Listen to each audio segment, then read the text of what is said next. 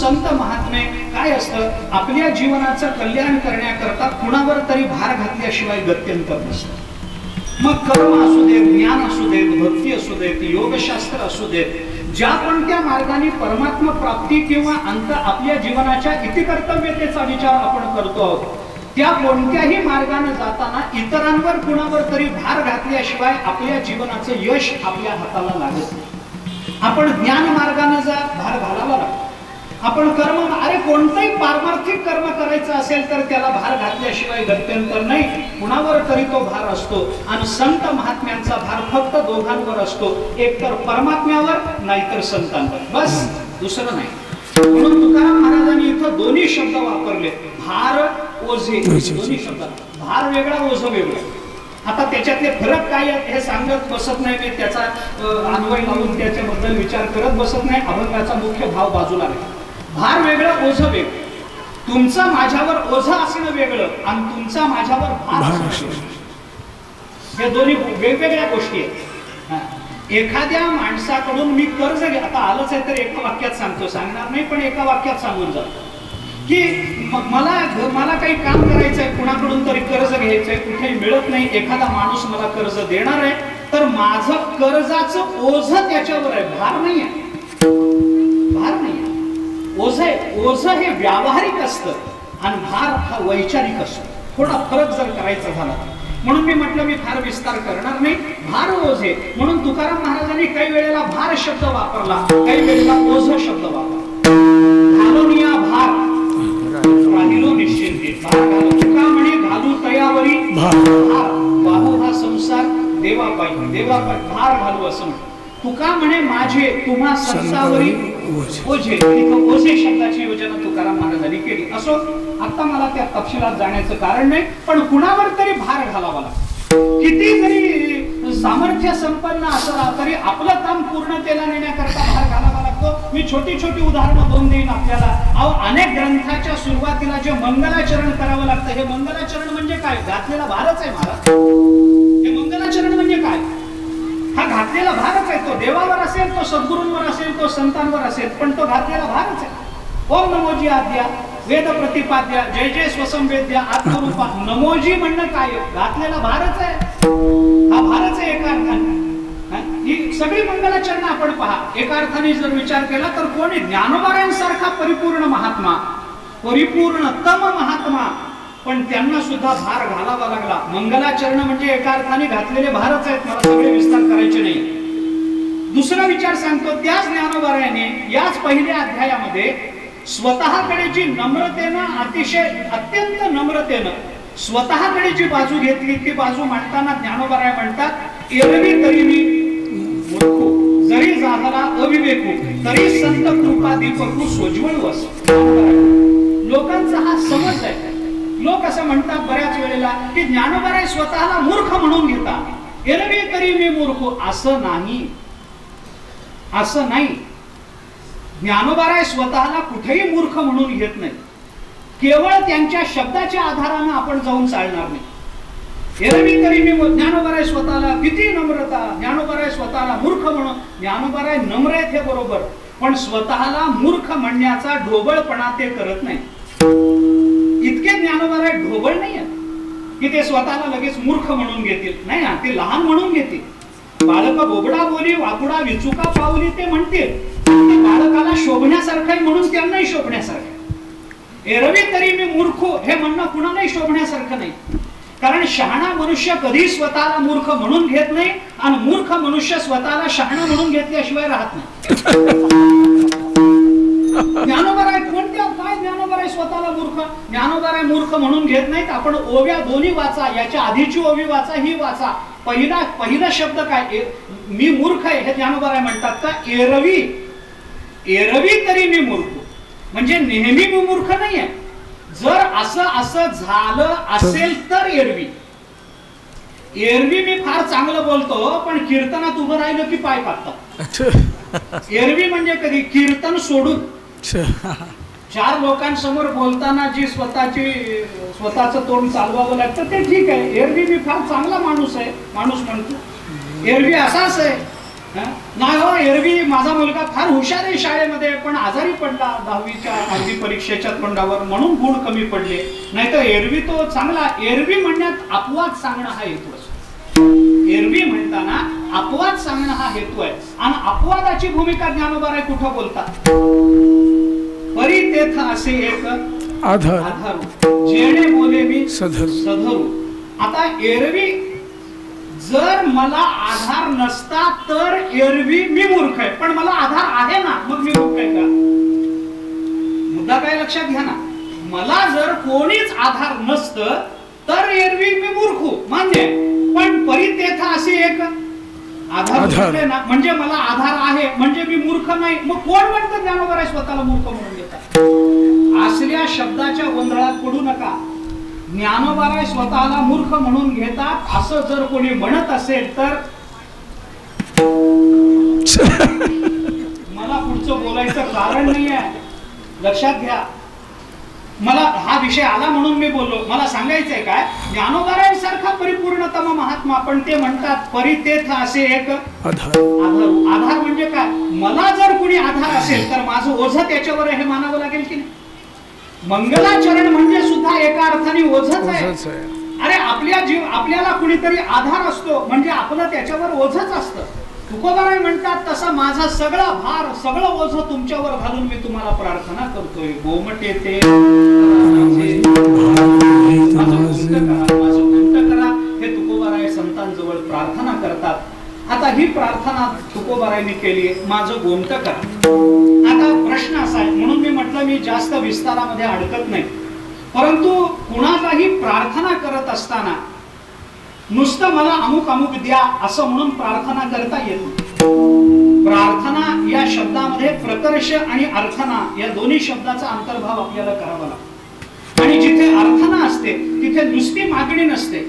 ज्याच्याकडे आपल्याला मागायचंय त्याला संतुष्ट केल्याशिवाय आपल्याला काही मागण्याचा अधिकार राहत नाही, हे सुद्धा ज्ञानोबारायांनी आपल्याला दाखवून दिले. मी आपल्याला सगळ्यांना परिचित असं प्रमाण देतो. आपण पसायदानाची पहिली ओवी म्हणून दाखवू. पसायदानाची पहिली ओवी, विश्वात्मके देवे येणे तोषावे तोषोनी मद द्यावे. पसायदान हे ज्ञानोबारायांचे दोन शब्द महत्वाचे, तोषावे तोषोनी द्यावी. म्हणजे ज्याच्याकडून आपल्याला मागायचं असतं पहिल्यांदा त्याला संतुष्ट केलं पाहिजे. हा नियम ज्ञानोबारायांनी आपल्याला घालून दिलाय की ज्याला संतुष्ट आपल्याला करता येत नाही त्याच्याकडून मागण्याचा आपल्याला कोणताही अधिकार राहत नाही.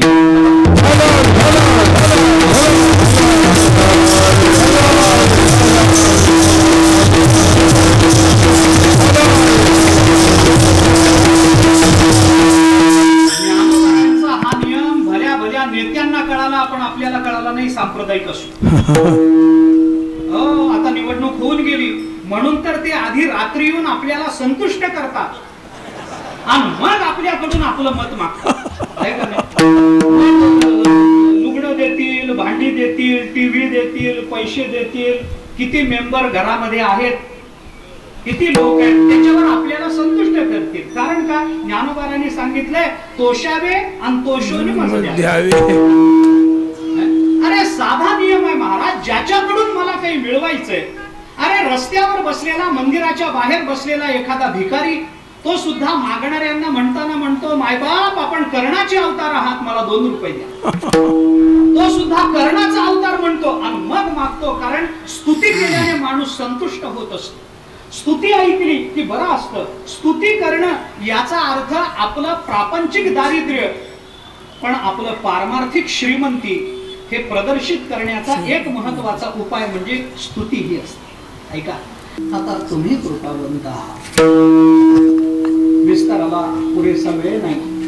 मला ज्या मुख्य विषयाकडे प्रवृत्त व्हायचंय, जो काही विचार मी ठेवायचा म्हणून विचार करून आलोय तेवढा विचार सांगतो. पण तत्पूर्वी आता तुम्ही कृपावंत साधू संत जीवल असं जे तुकाराम महाराज म्हणतात त्याच्यातला जो आता शब्द आहे, हा आता शब्द एका वेगळ्या अर्थाने तुकाराम महाराजांनी वापरला. आता शब्द 3 अर्थाने प्रवृत्त होतो असं जगद्गुरु शंकराचार्यांनी ब्रह्मसूत्र भाष्याच्या पहिल्या सूत्रावरच्या भाष्यात आपल्याला सांगितलंय. आता शब्द आरंभ या अर्थाने येतो, आता शब्द पूर्व प्रकृतापेक्षेने येतो आणि आता शब्द अनंतर या अर्थाने येतो. जी संस्कृतातल्या अथ शब्दाचं ते मराठी रूप आहे आणि सगळे सूत्रबद्ध जे ग्रंथ आहेत ते अथ या पदाने सुरू होतात. अथा तो ब्रह्म जिज्ञासा ब्रह्मसूत्रामध्ये, किंवा अथ योगानुशासनम योगसूत्र, किंवा अथा तो भक्तिम व्याख्यास्यामः नारद महर्षींचं भक्तिसूत्र. अथा तो भक्तिम, अथ पदाचा अर्थ काय करायचा? अथ पदाचा अर्थ करत असताना अथ म्हणजे आता, आता म्हणजे कधी? आता हा शब्द मंगलवाचक आहे. ओंकारश्चाथ शब्दस्य द्वावे तो ब्रह्मण पुरा कंठम विद्वा विनिर्यातो तस्मान मांगलिका उभऊ. आपण मंगलाचरणामध्ये म्हणताना म्हणतो अथ आणि ओम ही दोन पद ब्रह्मदेवाच्या मुखातून पहिल्यांदा बाहेर पडली म्हणून या दोन पदांना मांगल्य आहे असं आपण मंगलाचरणामध्ये म्हणतो. मंगलवाचक आहे. तसं आता तुम्ही कृपावंत असं आता म्हणून मंगल तुकाराम महाराजांनी केलं आणि मंगल करून मग तुकाराम महाराज पुढे प्रवृत्त झाले असाही विचार आपल्याला करता येतो. आता म्हणजे आरंभ असा अर्थ न करता आता म्हणजे पूर्व प्रकृतापेक्षेने असा एक अर्थ करून आणि आता म्हणजे अनंतर या अर्थाने असा दुसरा अर्थ करून आपल्याला आता पदाची संगती लावता येते. पण अर्थाने आता शब्द विशेषतः संत वाङ्मयामध्ये वापरला गेला. याची अनेक प्रमाण आपल्याला देता येतील. आता आपण पसायदानाचा विचार करताना पहिली ओवी पाहून आलो. या पसायदानाच्या पहिल्या ओवीतला पहिला शब्द कोणता? आता. आता म्हणजे कधी? इथून पुढे नव्यानं का? नाही. मागचं संपलं म्हणून का? नाही नाही. मग आता शब्द जर अनंतर्य अर्थानं वापरायचा असेल तर ते अनंतर्य अर्थ, अनंतर्य म्हणजे अमुक अमुक झाल्यानंतर अशा अर्थाने जर वापरायचं असेल तर मग आपल्याला मागची ओवी पाहावी लागेल. किंबहुना तुमचे केले कीर्तन हे सिद्धी नेले येथ माझे जीव उरले पायिकपण आता. माझं पायिकपण माझ्याकडे आल्यानंतर आता मला द्या असं ज्ञानेश्वर महाराज म्हणतात. अनंतर या अर्थानं विशेष अधिकाराच्या प्राप्तीनंतर मागणं आपल्याला शक्य होतं. तर तसा अधिकार आपल्याला प्राप्त झाला आणि मग आता आम्ही तुम्हाला मागतो आहोत की आता तुम्ही कृपावंत साधू संत जीवलक गोमटे ते करा माझे भार ओझे तुम्हासी. याच्यामध्ये काय अधिकार प्राप्त झाला म्हणून आता. आता म्हणजे जर अनंतरीय असेल तर कशाच्या नंतर? काहीतरी सांगितलं पाहिजे की नाही. कशाच्या नंतर? तर त्याच्यामध्ये आपल्याला नंतरच्या दोन, तिसऱ्या आणि चौथ्या चरणाचा समन्वय लावून तिथं आपल्याला अनंतर्या करता आवश्यक असणाऱ्या अधिकाराचं चिंतन करता येतं. वंचिले ते पायापासी नाही असे वेगळे आता. सोडलेल्या गाठी आमच्या गाठी सोडून झालेल्या आहेत म्हणून आता आम्हाला आमची धन्यता करून घेण्याचा अधिकार प्राप्त झाला म्हणून आता अशी संगती आपल्याला लावता येते. पण मी या अर्थानं आता त्या दोन चरणाकडे जात नाही. मला वेगळ्या अर्थाने त्या दोन चरणाकडे प्रवृत्त व्हायचंय. तुकोबाराय आता म्हणतात आता तुम्ही कृपावंत, आता कोठे धावे मन, आता हृदय हे आपुले चौफाळून या वगैरे वगैरे प्रमाण आपल्याला देता येतील. तुकोबाराय म्हणतात आता. आता म्हणजे कधी? मी माझ्या गोमट्यात माझं गोमट व्हावं याच्या करता मी अनेक ठिकाणी फिरून आलो. माझं कल्याण व्हावं याच्या करता मी प्रपंचाकडे गेलो. प्रपंचाला खूप विनंती केली, बाबा माझं कल्याण कर, माझं कल्याण कर, माझं गोमट कर, माझं गोमट कर. पण मला त्या प्रपंचाने सांगितलं अरे बाबा माझ्याच अस्तित्वाचे पुरावे मी शोधतोय, मी तुझं काय गोमट करू? मलाच माझं अस्तित्व टिकवणं अशक्य आहे. कुणाला ब्रह्मज्ञान झालं की माझं अस्तित्व संपलं, मला माझ्या अस्तित्वाकरता मरमर करावी लागते. मी तुझ्या अस्तित्वाची आणि तुझ्या गोमटेपणाची कोणती दखल घेऊ बाबा? प्रपंच माझं गोमट करू शकला नाही. कारण नरूपम असे तथोपलभ्यते नांतो न चादिर न च संप्रतिष्ठा. तो काय माझं गोमट करेल? ज्या प्रपंचाला अरे ज्ञानोबारायांनी ज्याच्या संबंधानं बोलत असताना वाचेची या लेखा कैसी जन्मपत्रिका नभिनेळी भूमिका के कल्पुपा म्हणून वर्णन केलं, तो प्रपंच माझं गोमट करेल असं कसं शक्य आहे? ज्याचं अस्तित्व वेदांत मानायला तयार नाही आणि ज्या व्यावहारिक सत्तेवर प्रपंचाचं अस्तित्व मानलं जातं ती व्यावहारिक सत्ता ही केवळ प्रपंचाला जड रूपानं मानत असेल तर कोणताही जड पदार्थ चेतनाचं कल्याण करतो असं उदाहरण जगाच्या पाठीवर दिसत नाही, सापडणार नाही. म्हणून प्रपंचाकडे मी गेलो, प्रपंचातल्या अनेक जीवांकडे मी फिरून आलो. प्रपंचाकडे गेलो, माझं गोमट करा. प्रपंचाने सांगितलं नाही बाबा आमच्या त्यानीचे शक्य नाही. म्हणून नंतर मी जीवाकडे गेलो, बाबा माझं गोमट करा. त्या जीवाने आम्हाला सांगितलं आम्ही आमचं गोमट कसं होतंय या विवंचनेत, तुझं गोमट आम्ही काय करू? तुला ज्या पद्धतीनं गोमटेपणाची अपेक्षा आहे तशी मलाही गोमटेपणाची अपेक्षा आहे. मी काही करू शकत नाही. जीवानी जीवाकडे कल्याणाकरता जाणं म्हणजे महाशिवरात्रीनं कार्तिकी एकादशीकडे जेवायला जाण्यासारखं. ही महाशिवरात्र आणि ती एकादशी, कोणी कुणाचं पोट भरायचं, ही उपाशी ती उपाशी, कुणी कुणाचं पोट भर, हाही जीव तसा तोही जीवच आहे, कुणी कुणाचं कल्याण करायचं. म्हणून प्रपंचाकडे जाऊन आलो, माझं गोमटं करा. प्रपंचाने सांगितलं मी काही करू शकत नाही. म्हणून जीवांकडे गेलो, जीवाने सांगितलं नाही हो, आम्ही आमचं गोमटं करून घेण्याच्या प्रयत्नात आहोत, आम्ही तुमचं गोमटं करू शकत नाही. म्हणून देवाकडे गेलो, देवा आमचं गोमटं करा ना, आमचं गोमटं करा. आपला तो एक देव करून घ्यावा, तेणे बिणे जीवा सुख नव्हे, हे आम्ही वाचलंय. म्हणून आमच्या जीवनाला सुख द्या, म्हणून आम्ही तुमच्याकडे आलोय. देवा आमचं गोमटं करा ना. तर देवाने सांगितलं गोमटं केलं असतं, पण तू कोण आहेस, मी तुला ओळखतच नाही. कारण परमात्म्याला स्वभिन्न पदार्थाची जाणीवच नाही, तो माझं काय गोमटं करेल. ब्रह्मभिन्न पदार्थाचं अस्तित्व जर वेदांत मानायला तयार नाही, तर परमात्मा आपल्याला ओळखेल कसं सांगा. परमात्मा आपल्याला ओळखणार नाही. अरे तू कोण बाबा, मला सांगा. अग्नी आपल्या ठिणगीला ओळखेल का, ओळखेल. मी आचार्याने दिलेलं उदाहरण देतो. अग्नी आपल्या ठिणगीला ओळखेल का, काय कारण आहे. अरे तो म्हणेल तोही मीच आहे. अग्नी म्हणेल ठिणगी म्हणजे कोण आहे, मीच आहे. समुद्र आपल्यावर आलेल्या लाटेला ओळखेल का, तो म्हणेल लाट म्हणजे काय, अरे मीच आहे. लाट माझ्यापासून वेगळी नाहीच आहे. जीव ब्रह्मैव ना परहा. तुका म्हणे कैची कीव मोठे जीव निराळा. अरे जीव निराळा असेल तर त्याचा परिचय देवाला करून घेता आला असता, पण परमात्म्यापासून जीव भिन्न नाहीये ना. मी त्याची युक्तिवाद करत नाही, कारण माझ्या विवरणाचा मुख्य मुद्दा नाही. परमात्मा जीवाला ओळखत नाही, कारण स्वभिन्न पदार्थाची जाणीव ब्रह्माला असण्याचं काही कारण नाही. कारण ब्रह्मभिन्न पदार्थाचं व्यावहारिक सुद्धा अस्तित्व मानायला वेदांत तशा अर्थाने तयार नाही. व्यावहारिक अस्तित्व ज्या काळामध्ये मानलं जातं तो काळही व्यवहार काळ म्हणजे भ्रमकाळच असतो. पारमार्थिक सत्तेवर ब्रह्मभिन्न पदार्थाला मानणं शक्य आहे का, तर शक्य नाही. परमात्मा मानत नाही, परमात्म्याला जीवाची कल्पना नाही. याचे अनेक युक्तिवाद, अनेक प्रमाण सोडून द्या.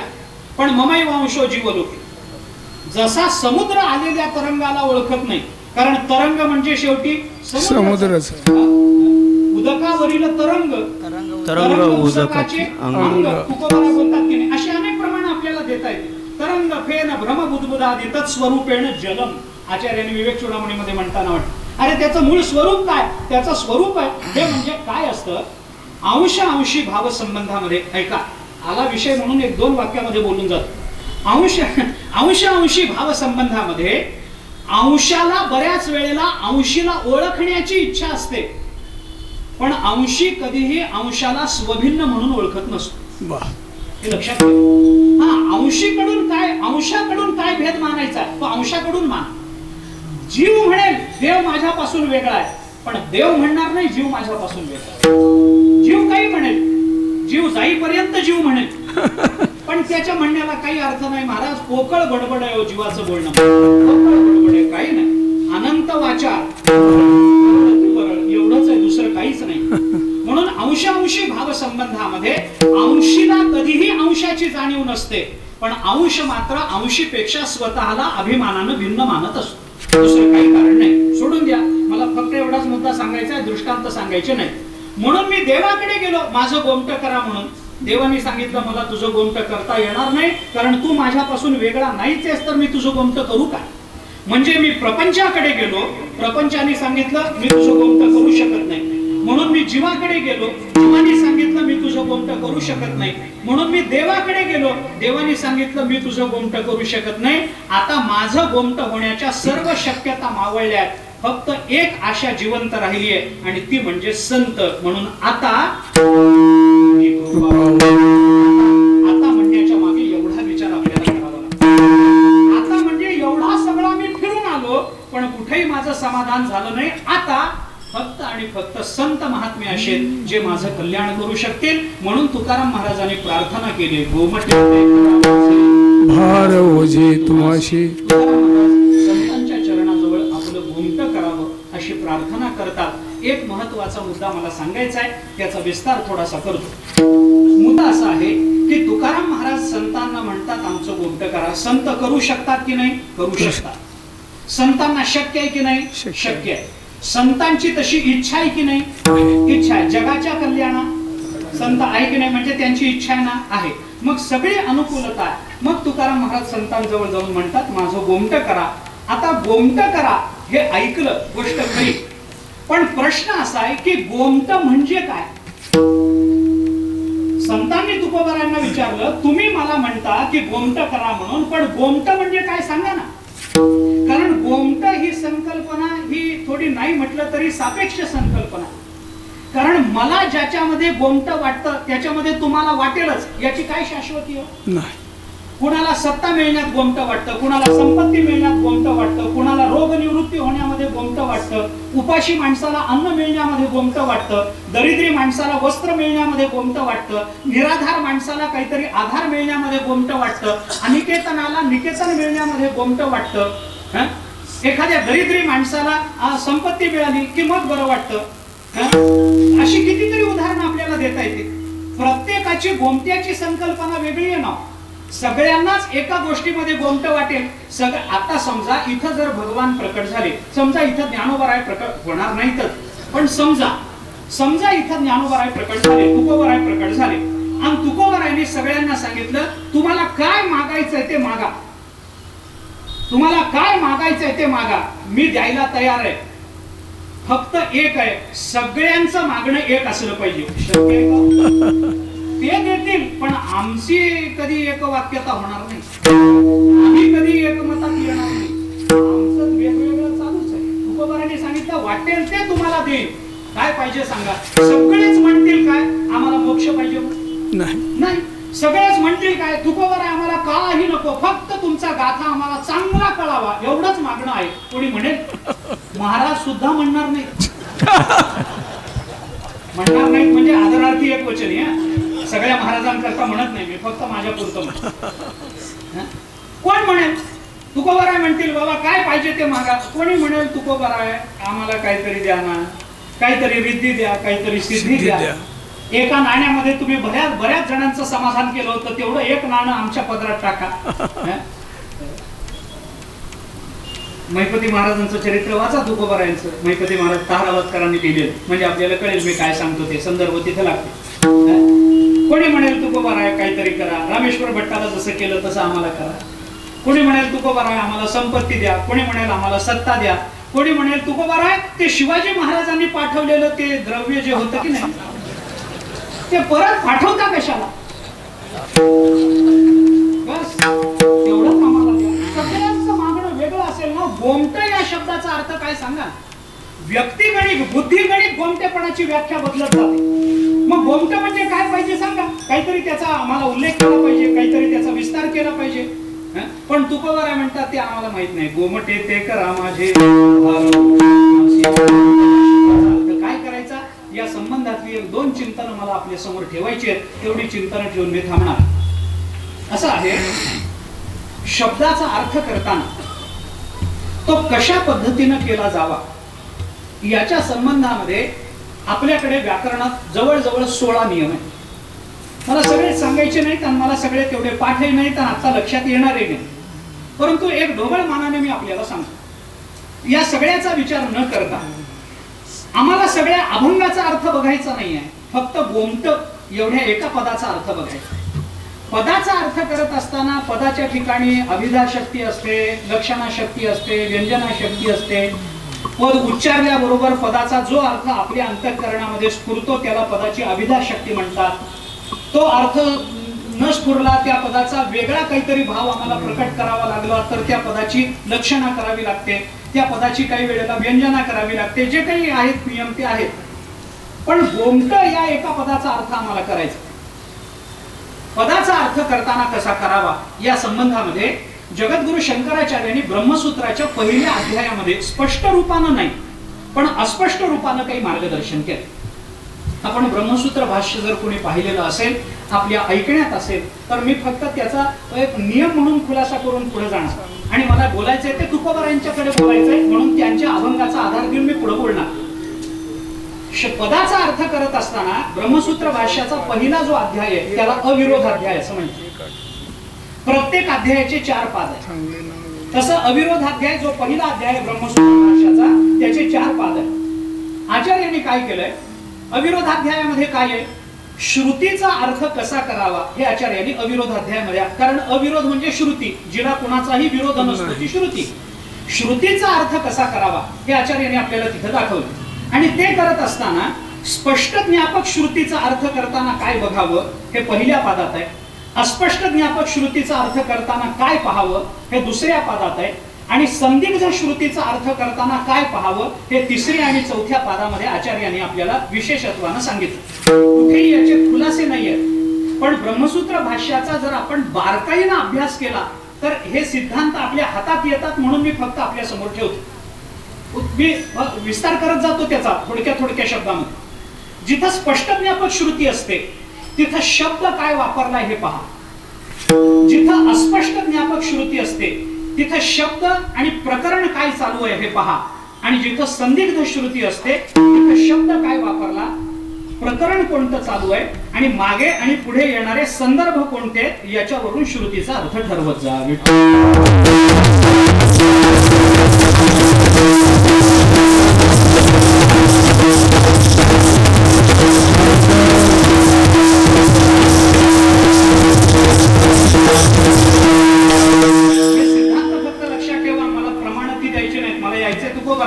तुकोबारांच्या अभंगामधल्या काही स्पष्ट शब्दांचे अर्थ ठरवत असताना शब्दच बघा. काही वेळेला तुकोबाराय थोडंसं अस्पष्ट बोलतात, तिथं शब्द आणि प्रकरण काय चालू आहे हे पहा. आणि काही वेळेला तुकोबारांची भाषा संदिग्ध असते, त्या वेळेला शब्द पहा, प्रकरण पहा आणि मागचे पुढचे संदर्भ काय आहेत हे पहा, आणि मग त्या शब्दाचा अर्थ आपल्याला ठरवता येईल. मी एक प्रमाण देऊन जातो. तुकोबारांनी भगवंताकडे मागताना स्पष्ट रूपानं मागितलं की मला अमुक अमुक पाहिजे. देहाचा विसर पाडी माझ. कुणाच्या मनात काही संदेह आला का? देहाचा विसर पाड. इथं देहाचा विसर हे शब्द डोळ्यासमोर ठेवायचे. विसर पाड म्हणजे नेमकं काय? काही नाही, देहाचा देह पाडू नको, देहाचा विसर पाड. एवढंच तुकाराम महाराजांना म्हणायचं. माझ्यावर उपकार एवढाच कर की देह पाडू नको, मला मारू नको, पण देह भावाचा विसर पडला पाहिजे, एवढं माझ्या बाबतीत तुम्ही करावं देवा. ही स्पष्ट ज्ञापक श्रुती झाली तुकोबारांची. सरळ सरळ आपल्याला काय म्हणायचंय, हे जी दान देगा देवा, तुझा विसर न भावा. बस संपलं. देहाचा विसर पाड आणि तुझा विसर होऊ देऊ नको. बस सरळ सरळ तुकोबारांचं बोलणं आहे. ही तुकोबारांची स्पष्ट ज्ञापक श्रुती झाली. इथं विसर शब्दाला आपल्याला लक्षणा करावी लागणार नाही, विसर शब्दाची व्यंजना करावी लागणार नाही. विसर शब्द पहा, शब्दाचा अभिधा लक्षणाने अभिधा शक्तीने होणारा विसर म्हणजे न विसरणं, याच अर्थानं आपल्याला तो अर्थ शब्द घेतला पाहिजे. स्पष्ट ज्ञापक श्रुती झाली. काही वेळेला तुकोबारांनी देवाला मागत असताना थोडंसं अस्पष्ट मागितलं. काय नेमकं म्हणायचं हे कळत नाही. तुकोबाराय बोलतात, आता तुझं कळेल ते करी, तारीसी तरी तारी मारी, तारीसी तरी तारी, मारीसी तरी मारी. जवळी अथवा दुरी धरी, जवळी धरी अथवा दुरी धरी. घाली संसारी अथवा नको, संसारी घाली अथवा संसारी नको, न घाली. काय नेमकं म्हणायचंय? प्रत्येक चरणामध्ये तुकोबाराय विरोध दाखवतात. कळेल ते करी, तारीसी तरी तारायचं तर तार, नाही तर मार. जवळ धरायचं तर जवळ धर देवा, नाही तर दूर लोटून दे. आम्हाला संसारात घालायचं तर घाल, नाही तर नको घालू. म्हणजे तुम्हाला मागायचं काय नेमकं? अस्पष्ट आहे, कळत नाही याच्यामध्ये काही. काय नेमकं तुम्हाला म्हणायचंय हे कळत नाही. मग अशा वेळेला काय? शब्दही पहा. तारी मारी, जवळी दुरी, संसारी घाली नको, हे शब्द पहा. आणि या शब्दाबरोबर प्रकरण काय चाललंय? शरण आलो नेणतेपणे, भावाणी काहीच नेणे, मतिमंद सर्व ज्ञाने, बहुरंग उडे रंकावनी. आता हे शब्द कसे? शरण आलो नेणतेपणे. मी नेणतेपणाने देवा तुम्हाला शरण आलोय. जर जाणतेपणाने शरण आलो असतो तर मग तुम्ही विचारायला पाहिजे होतं नेमकं काय करू म्हणून. पण नेणतेपणाची शरणागती हे प्रकरण असल्यामुळे तुम्हाला जे वाटेल ते करा हे स्वातंत्र्य आहे. नेणतेपणाची शरणागती हे प्रकरण चालू आहे. त्यामुळे तुकोबाराय म्हणतात, देवा तुम्हाला जे करायचंय ते तुम्ही माझ्या बाबतीत करा, कारण नेणतेपणाने शरण आलेलो असल्यामुळे तुम्ही जे कराल त्याच्यात माझं हित आहे हे मला गृहीत धरल्या वाचून गत्यंतर नाहीये. त्याच्यामुळे इथं थोडीशी अस्पष्ट ज्ञापक श्रुती आपल्याला तुकोबारांची बघायला मिळते. कळेल ते करी, तारीसी तारी मारी, जवळी दुरी धरी, संसारी घाली न घाली, हे थोडंसं अस्पष्ट वाटतं. याचे अर्थ करताना मग शब्दही पहा आणि प्रकरण काय चालू आहे हेही पहा. आणि प्रस्तुत अभंगामध्ये तुकोबाराय संतांच्या जवळ जे मागतात ती मात्र संदिग्ध श्रुती आहे. गोमटे कारण का जवळी अथवा दुरी धरी याच्यामध्ये तुकाराम महाराजांनी दोनच विकल्प दिले. एक तर जवळ नाही तर दूर. संसारात घालायचं तर घाल नाहीतर नको घाल, तारायचं तर तार नाहीतर मार, म्हणजे दोन्ही पैकी काहीतरी एक कर. दोनच विकल्प आहेत. पण गोमटे करा म्हणण्यामध्ये अनंत विकल्प आहेत ना, अनंत विकल्प आहेत. गोमट काही प्रत्येकाचं एकच नाही आहे. सगळंच सगळ्यांना वैकुंठवासी प्रातस्मरणे गुरुवर्य मामांची भाषा सांगतो. मामासाहेब असं म्हणायचे, त्यांच्या मुखातली भाषा सांगतो. सगळ्यांनाच एका पदार्थाची अपेक्षा या जगात असत नाही ना, म्हणून ते असं म्हणायचे की सगळं एकाला मिळत नाही, एक सगळ्यांना मिळत नाही, सगळं सगळ्याला मिळत नाही, एक एकाला मिळत नाही, त्याचं नाव संसार आहे.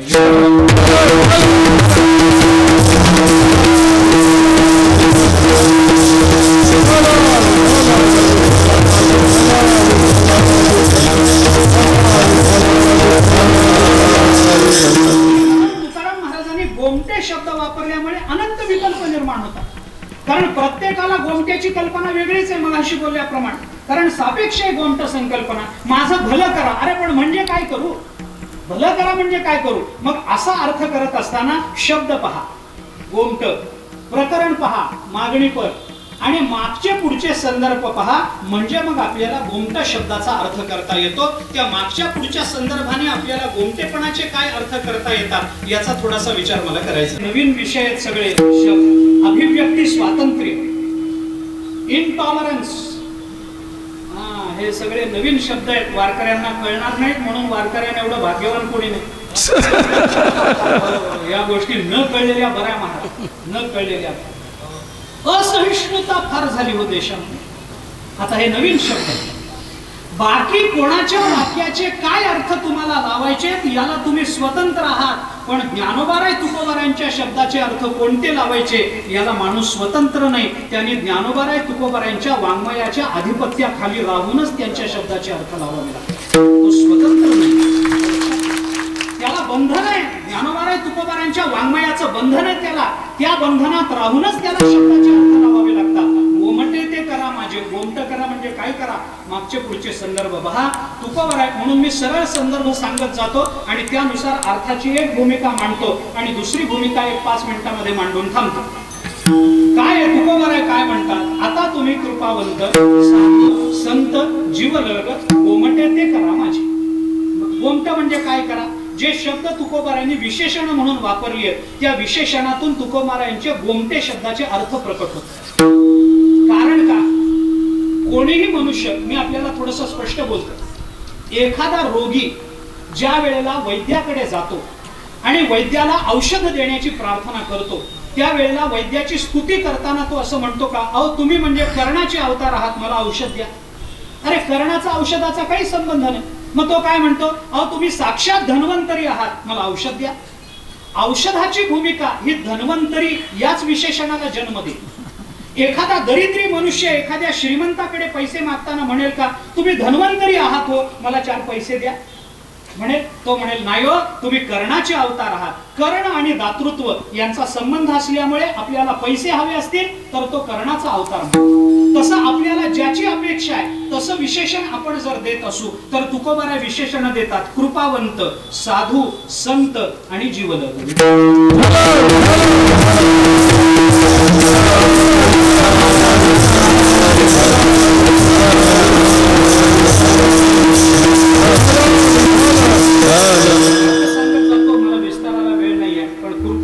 तुकाराम महाराजांनी असं म्हटलं नाही, आता तुम्ही दयावंत साधू संत. काय बिघडलं, काय असतं, काय काय बिघडलं असतं. तुकोबाराय जर म्हणाले असते आता तुम्ही दयावंत साधू काय बिघडलं असतो. संत दयावंत नाहीत काय, फक्त कृपावंतच आहेत काय. मग दयावंत का नाही म्हटलं, कृपावंतच का म्हटलं, त्याचं कारण दया आणि कृपा याच्यामध्ये अंतर. एका वाक्यामध्ये सांगून जाणार, आपल्या जीवनातल्या प्रतिकूलाची निवृत्ती करणं ही दया असते आणि आपल्या जीवनामध्ये अनुकूलाची प्राप्ती करून देणं ही कृपा असतं. ऐका, दया वेगळी, कृपा वेगळी.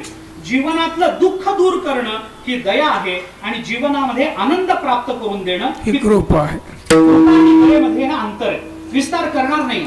दुर्वासावर भगवंतानी केली ती दया आहे, आणि त्याच प्रकरणामध्ये अंबरीशावर केली ती कृपा. असं लक्षात घ्या, म्हणजे आपल्याला ते चटकन कळेल. तुकोबाराय म्हणतात, देवा आमच्या जीवनामध्ये अनुकूलता निर्माण करा. तुम्ही कृपावंत आहात म्हणजे एका अनुकूलाची मला अपेक्षा. कोणत्या अनुकूलाची अपेक्षा? माझ्या जीवनामध्ये माझं गोमट होण्याकरता ज्या काही पारमार्थिक अनुकूलतेची अपेक्षा आहे ती अनुकूलता माझ्या जीवनामध्ये प्राप्त झाली पाहिजे. कारण परमार्थ करताना सगळं जसं आहे तशावर परमार्थ चालू जरी राहत असला तरी सुद्धा त्या चालू प्रवासामध्ये मानवाच्या जीवनातल्या दोषांची निवृत्ती होत जाते आणि गुणांची प्राप्ती होत जात जात जात मनुष्य पारमार्थिक जीवनावर प्रगतिशील होत राहतो. आहे ते गुण आणि आहे ते दोष घेऊन मी परमात्मा प्राप्ती करू शकेल या भ्रमामध्ये माणसाला राहता येत नाही. दोषाची निवृत्ती झालीच पाहिजे. आपल्याकडे नसलेले आणि परमात्मा प्राप्ती करता आवश्यक असलेले गुण आपल्या ठिकाणी आलेच पाहिजेत, तर आपल्याला त्या पद्धतीनं विचार करता येऊ शकतो. तुकोबाराय म्हणतात, देवा माझ्या जीवनामध्ये अनुकूलता प्राप्त करून द्या, परमार्थाची अनुकूलता द्या. एक बरं, नुसती अनुकूलता मिळाली. अनेक जणांना परमार्थाची खूप अनुकूलता असते. घरामध्ये वडील पारमार्थिक असतात, आई पारमार्थिक असते, आजोबा आजी पारमार्थिक असतात, मामाकडचं घर पारमार्थिक असतं, काका वगैरे पारमार्थिक असतात, आत्या वगैरे पारमार्थिक असते, पण याला ज्ञानेश्वरी वाचायचं सुचत नाही. एवढी सगळी अनुकूलता. बाप चांगला, आई चांगली, आजोबा चांगले, आजी चांगली, मामा चांगला, आत्या चांगली, काका काकू चांगले, भावंड चांगली, पण तुळशीमध्ये भांगेचं रोप यावं तसं हा त्या घरामध्ये जन्माला येतो. काय कारण असेल सांगा ना? काय कारण असेल? काही कारण नाही. सगळी अनुकूलता असते पण कुठंतरी सामर्थ्य सत्ता कमी पडते, आणि म्हणून तुकोबारांनी शब्द वापरलेत साधू संत जीवन. साधू संत दोन्ही वेगवेगळे शब्द आहेत, वेगळ्या अर्थाचे. साधू शब्द हा सामर्थ्याचा वाचक आहे आणि संत शब्द सत्तेचा वाचक आहे. मला विस्ताराला वेळ नाही, मी ते करणार आहे. म्हणजे मला तुम्ही पारमार्थिक अनुकूलता द्या. नुसती अनुकूलता आली तर भागणार नाही, म्हणून परमार्थ करण्याचं सामर्थ्य द्या. नुसतं सामर्थ्य घेऊन भागणार नाही, म्हणून पारमार्थिक सत्ता द्या. आणि एवढं सगळं होऊनही ज्या एका कारणानं माणसाचा परमार्थ अर्धवट राहू शकतो तेवढी एक गोष्ट मला द्या, जीवलगता द्या. ती जीवलग म्हणजे संत संगती तेवढी मला द्या. कारण जोपर्यंत संत संगती मिळत नाही तोपर्यंत मोक्ष मिळण्याची शक्यता. द्वारपालः चत्वारि परिकीर्तितः शमो विचारः संतोषः चतुर्थः साधू संगम. शम, विचार, संतोष आणि साधू संत संगत या चार गोष्टी पाहिजे. आता कृपावंत व्हा म्हणजे शम द्या, तुम्ही साधुत्व द्या याचा अर्थ विचार द्या, तुम्ही मला संतत्व द्या म्हणजे अंतःकरणातला संतोष द्या, आणि तुम्ही मला जीवलगता द्या म्हणजे चतुर्थ साधू संगम. ही साधू संगती मला द्या, कारण साधू संगती नाही मिळाली तर जीवन अपूर्ण राहील. याच्याकरता तुकोबाराय ही चार विशेषण देतात. आणि म्हणून गोमट शब्दाचा अर्थ आहे की आपल्या जीवनामध्ये आपल्याला अनुकूलता प्राप्त होणं, सत्ता प्राप्त होणं, सामर्थ्य प्राप्त होणं आणि संत संगती प्राप्त होणं हेच आपल्या जीवनाचं गोमट आहे.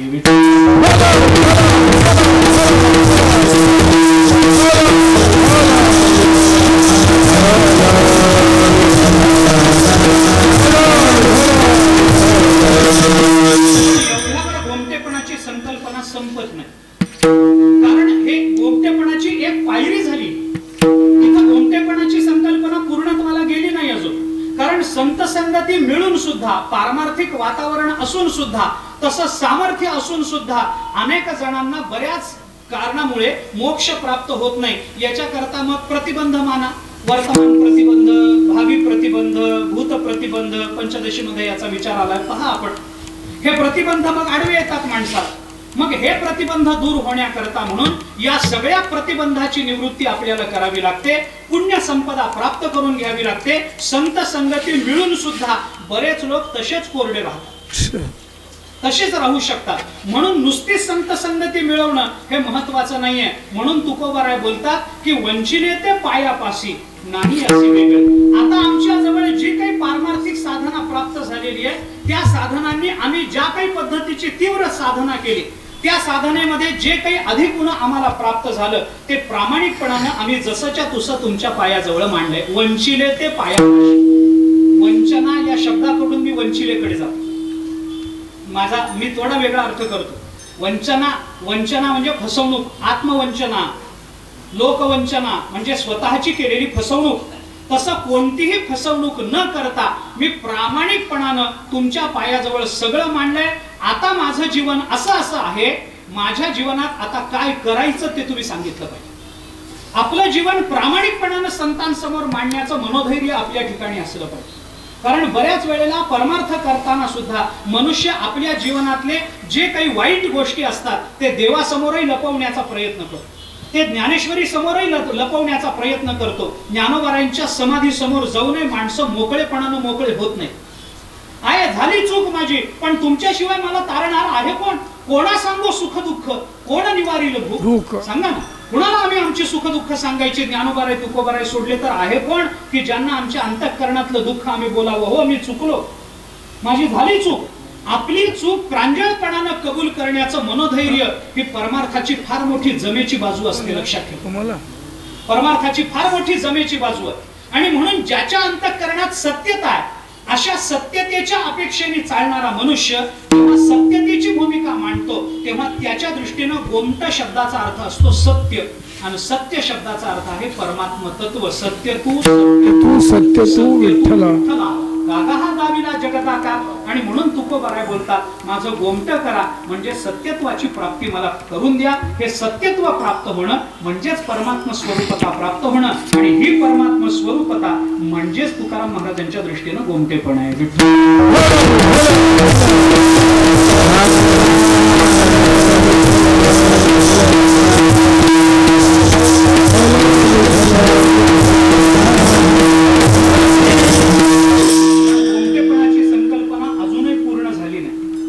मोक्ष प्राप्त होणंही गोमटेपण खरं नाहीये.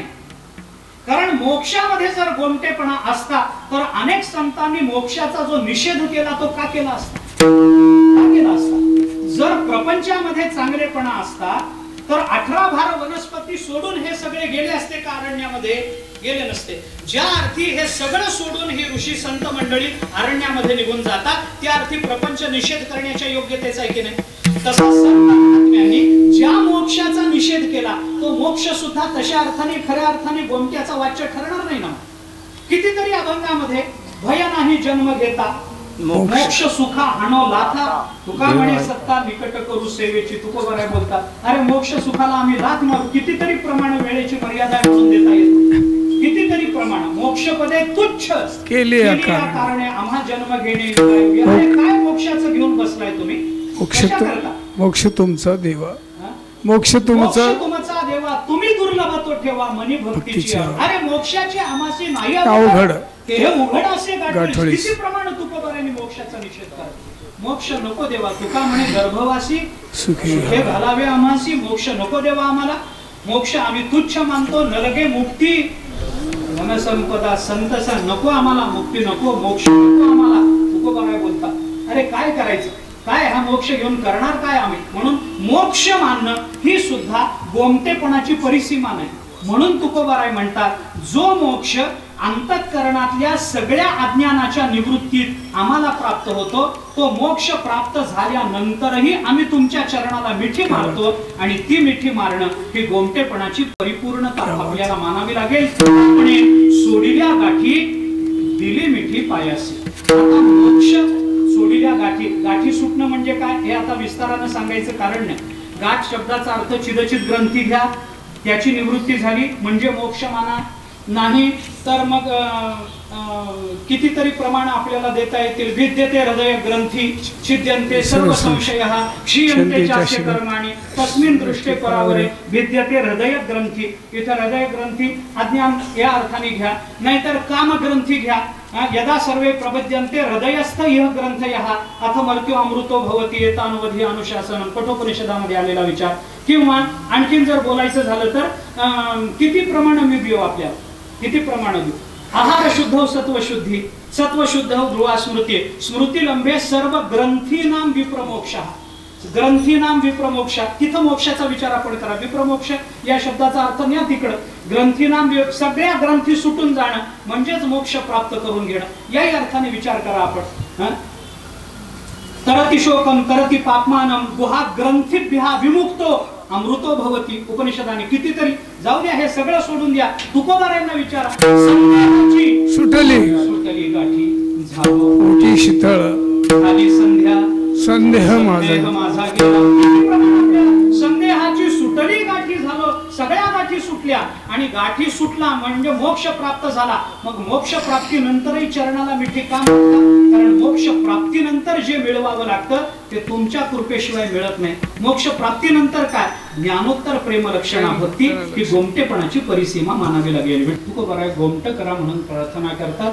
हे गोमट म्हणजे नेमकं काय याचा विचार आपण थोडा अभंगाच्या शब्दाचे अर्थ कसे करावेत या विचाराचं अनुसरण करताना करून आलो. थोडा एक महत्वाचा विचार 1-2 मिनिटांमध्ये मांडायचा आहे. छोटासा दृष्टांत देईन आणि माझी सेवा मी संपवेन. थोडासा विचार. तुकोबाराय गोमट करा म्हणतात म्हणजे काय करा? गोमटपणाचे एवढे अर्थ आपण केले, हे सगळे सोडून द्या, काही उपयोग नाही. मग सांगितले कशाला? सोडून द्यायलाच सांगितले, नाही तर कोणी सोडले असते. सोडून द्यायचे म्हणूनच सांगितले. दुसरा विचार मला मांडायचा.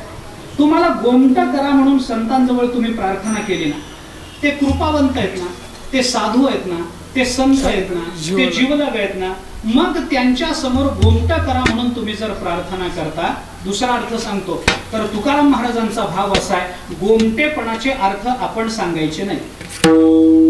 ज्यांच्या जवळ आम्ही प्रार्थना करायला गोमट करा म्हणून चाललेलो त्यांनाच ठरवू द्या आमचं गोमट काय.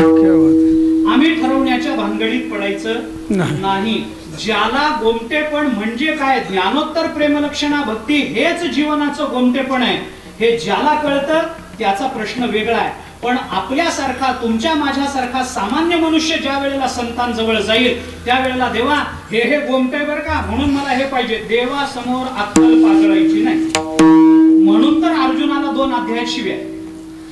भगवान समोर असताना युद्ध न करणं हाच निर्णय हे कुणी ठरवायचं, अर्जुनाने का देवानी? समोर आहेत ना भगवान, भगवान समोर असताना आपण निर्णय घेणं वेडेपणाचं आहे. अर्जुनाने गीतेत आपल्याला दाखवून दिलंय. तसं संत समोर असताना गोमटेपणाच्या व्याख्या आम्ही करायच्या नाहीत. आमचं गोमट काय आहे हे आमच्यापेक्षा संतांना जास्त कळत असतं. आमच्या जीवनाची धन्यता कशात आहे, आमची बुद्धी तेवढी चालत नाही. आमच्या जीवनाचं कल्याण ज्ञानोबाराय तुकोबारायांनी जेवढं ओळखलंय तेवढं तुम्हाला आम्हाला कळत नसतं महाराज. कारण त्यांच्या गोमटेपणाचा विचार जिथं सुरू होतो तिथपर्यंत आपल्या बुद्धीची झेपही नाही, लक्षात ठेवा. म्हणून आपण ठरवायचं नाही, एवढीच विनंती करायची. मत्समः पातकी नास्ति पापग्नित्वम समानहि एवं ज्ञात्वा महादेवी यथा योग्यम तथा कुरु. जे माझ्या बाबतीत योग्य वाटेल ते तुम्ही करा, मोक्ष द्या माझं म्हणणं नाही. तुम्ही मला जे द्याल त्याच्यामध्ये माझं कल्याण आहे हे मला माहिती. तुम्ही माझ्या बाबतीत जे कराल, तुम्ही जर मला सांगितलं की बाबा तू एखाद्या म्हशीच्या जन्माला जा, माझं कल्याण त्याच्यातच, माझं कल्याण. कारण ज्या अर्थी संतांनी मला या जन्माला पाठवले त्या अर्थी कुठंतरी माझा नवरा ज्ञानोबारांच्या संपर्कात जाणार. हा त्याचा सरळ अर्थ, हा त्याचा सरळ अर्थ आहे ना, लक्षात घ्या. विचार करा आपण, ज्या अर्थी संतांनी मला या भूमिकेत ठेवलंय त्या अर्थी या भूमिकेत राहणं याच्यातच माझं कल्याण. मला विस्तार करायला वेळ नाही, मी करणारही नाही. छोटासा दृष्टांत सांगेल. आपली बुद्धी चालवायची नाही, त्यांना ठरवू द्या. हे फळं विकणारे लोक असतात की नाही, ते फळं विकतात.